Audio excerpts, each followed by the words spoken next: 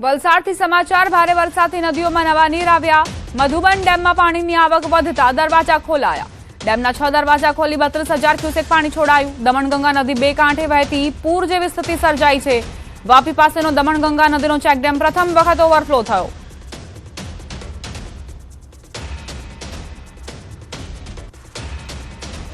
વલસાડ જિલ્લામાં છેલ્લા 2 દિવસથી અનરાધાર વરસાદ વરસી રહ્યો છે ઉપરવાસમાં ભારે વરસાદથી જિલ્લાના તમામ નદી નાળાઓ બે કાંઠે વહેવાની શરૂઆત થઈ છે તો જિલ્લાની જીવાદોરી સમાન મધુબન ડેમના ઉપરવાસમાં સતત ભારે વરસાદને કારણે ડેમમાં પાણીની આવકમાં વધારો થઈ રહ્યો છે અત્યારે મધુબન ડેમમાં 46,000 ક્યુસેક પાણીની આવક થઈ રહી છે આથી ડેમના દરવાજા સૌ પ્રથમ વખત ખોલવામાં આવ્યા છે અને મધુબન ડેમના 6 દરવાજા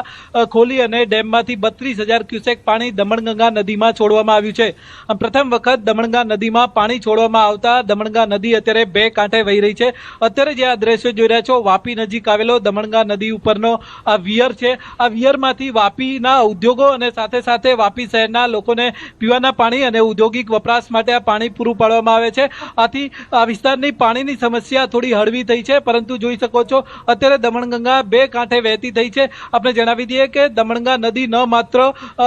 વલસાડ જિલ્લો પરંતુ સંઘ પ્રદેશ દમણ અને દાદરનગર હવેલીમાંથી પણ વહે છે આથી દમણગંગા નદી કિનારાના જે વિસ્તારો છે તેમના લોકોને સાવચેત કરાયા છે આપણે જણાવી દઈએ કે હજુ પણ વલસાડ જિલ્લામાં ભારેથી અતિ ભારે વરસાદની આગાહી છે આથી વલસાડ જિલ્લાનું વહીવટી તંત્ર સજ્જ છે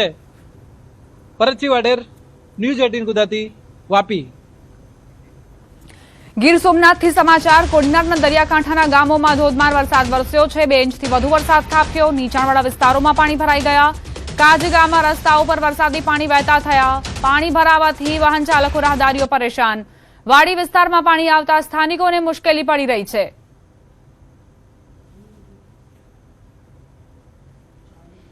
ગીર સોમનાથમાં વાડી વિસ્તારમાં પાણી આવતા સ્થાનિકો પરેશાન થઈ રહ્યા છે પાણી ઓસરી નથી રહ્યા જેના કારણે દરરોજ સમસ્યાઓમાં વધારો થઈ રહ્યો છે કારણ કે ગીર સોમનાથમાં છેલ્લા 4 થી 5 દિવસથી આ જ પ્રમાણે મેઘમહેર જોતા ખેડૂતો રાહ જોઈ રહ્યા છે કે હવે ક્યારે મેઘરાજા વિરામ લે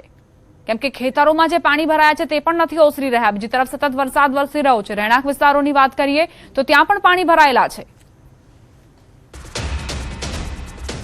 ગુજરાત યુનિવર્સિટીની સમરસ હોસ્ટેલ કેમ્પસમાં પાણી ભરાયા સમરસ ગર્લ્સ હોસ્ટેલ આગળ પાણી ભરાયા છે વરસાદી પાણી ભરાયા હોવાની જાણકારી ડ્રેનેજ સિસ્ટમના અભાવે વિદ્યાર્થીઓ પરેશાન પાણીના નિકાલ અને કાયમી સમારકામની માંગ ઉઠી છે એનએસયુઆઈનો તંત્ર સામે ફરી એક વખત ઉગ્ર વિરોધ દર વર્ષની રજૂઆત છતાં સમસ્યાનો ઉકેલ નથી આવી રહ્યો તેવી ફરિયાદ છે વારંવાર કેમ સમરસ ગર્લ્સ હોસ્ટેલની બહાર પાણી ભરાઈ જાય છે દર વર્ષની આ સમસ્યા હોવા છતાં પણ પ્રશાસન તરફથી કોઈ જ કાર્યવાહી નથી કરવામાં આવતી ગુજરાત યુનિવર્સિટી કોઈ પગલાં નથી ભરી રહી 10 વર્ષથી વધારે સમય થવા આવ્યો ત્યારથી આ પાણી ભરાય છે યુનિવર્સિટી પ્રશાસન એએમસી અને સમરસ પ્રશાસન ત્રણેય એકબીજા ઉપર તાળી આપે છે એકબીજા ઉપર ઢોળે છે કે ભાઈ અમારામાં નથી આવતું સમરસમાં આવે છે સમરસ એવું કહે છે કે યુનિવર્સિટીમાં આવે છે એટલે આ ત્રણેયના જે એકબીજાની હાથ તાળીમાં ભોગ વિદ્યાર્થીનીઓ બની રહી છે વિદ્યાર્થીઓ વર્ષોથી આ પાણી ગરકા ઘૂંટણસમાં પાણીમાં ચાલીને બહાર જવું પડે છે ગયા વર્ષે રજૂઆત બાદ આ રસ્તો ખોલવામાં આવ્યો પરંતુ હજી અંદર પણ આટલું પાણી ભરાય છે દર વર્ષે આવી રીતે જ થાય છે અહીંયા તો પછી મચ્છરો થાય ને લાગે બીમાર રોગચાળો થવાની શક્યતા રહે રે થોડી અત્યારે પાણીને બાબતે મચ્છર તો થાય જ ને એટલે બીમાર પડી તો નિકાલની વ્યવસ્થા થવી જોઈએ એવું લાગે છે તમારે આવડા જ્યાં પાણી ભરાય છે ત્યાં થવું જોઈએ રિપેર થવું જોઈએ અમદાવાદમાં છેલ્લા 2 દિવસથી વરસાદ વરસી રહ્યો છે અને વરસાદના કારણે અનેક એવા નીચાણવાળા વિસ્તારો છે કે જ્યાં પાણી ભરાવાની સમસ્યા સર્જાય છે ગુજરાત યુનિવર્સિટીની સમરસ હોસ્ટેલ કે જે ગર્લ્સ હોસ્ટેલ છે તેના કેમ્પસમાં પણ પાણી ભરાવાની સમસ્યા દર વર્ષની છે તેમ છતાં તે સમસ્યાનું નિરાકરણ થતું નથી આ વખતે જ્યારે 2 દિવસથી વરસાદ પડ્યો છે ને ત્યારે હાલ હું દ્રશ્ય આપને બતાવીશ આ દ્રશ્ય જોઈ શકો છો કે સમરસ હોસ્ટેલ જે છે ગર્લ્સ હોસ્ટેલ અને તેના કેમ્પસમાં પાણી ભરાવાની સમસ્યા સર્જાઈ છે આ 2 દિવસથી જે રીતે વરસાદ છે અને તેના કારણે અત્યારે પણ જે કેમ્પસમાં અવર જવર માટે વિદ્યાર્થીનીઓને તકલીફ પડી રહી છે 600 જેટલી વિદ્યાર્થીનીઓ આ હોસ્ટેલમાં રહે છે અને આ જે રીતે દર વર્ષે આ રીતે પાણી ભરાવાની સમસ્યા સર્જાય છે તે પાણીના નિકાલની કોઈ પણ પ્રકારની વ્યવસ્થા નથી હોસ્ટેલ સંચાલકોએ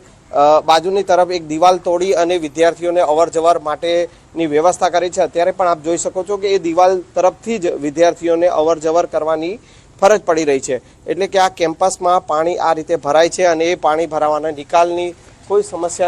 સમસ્યાનો ઉકેલ નથી આવતો અને તેના કારણે મુશ્કેલી જે છે વિદ્યાર્થીઓને થાય છે. સાથે સાથે આ પાણી ભરાઈ રહેવાના કારણે મચ્છરોનો ઉપદ્રવ જે છે તે થતો હોય છે અને રોગચાળાની પણ સમસ્યા થતી હોય છે. તેમ છતાં આ પાણીના નિકાલની કોઈ પણ પ્રકારની વ્યવસ્થા નથી અને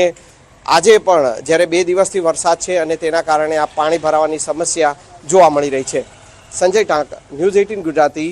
અમદાવાદ.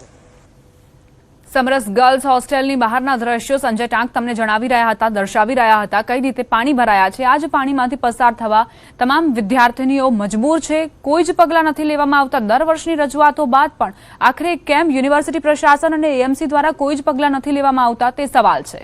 આખરે ક્યાં સુધી વિદ્યાર્થીનીઓ આ જ પાણીમાંથી, ગંદા પાણીમાંથી પસાર થવા મજબૂર બનશે? આ ગંદા પાણીમાંથી પસાર થતાં જ ત્વચા સંબંધિત સમસ્યાઓ થાય છે તેમને. રોગચાળો ફાટી નીકળવાની પણ દહેશત ફેલાયેલી છે.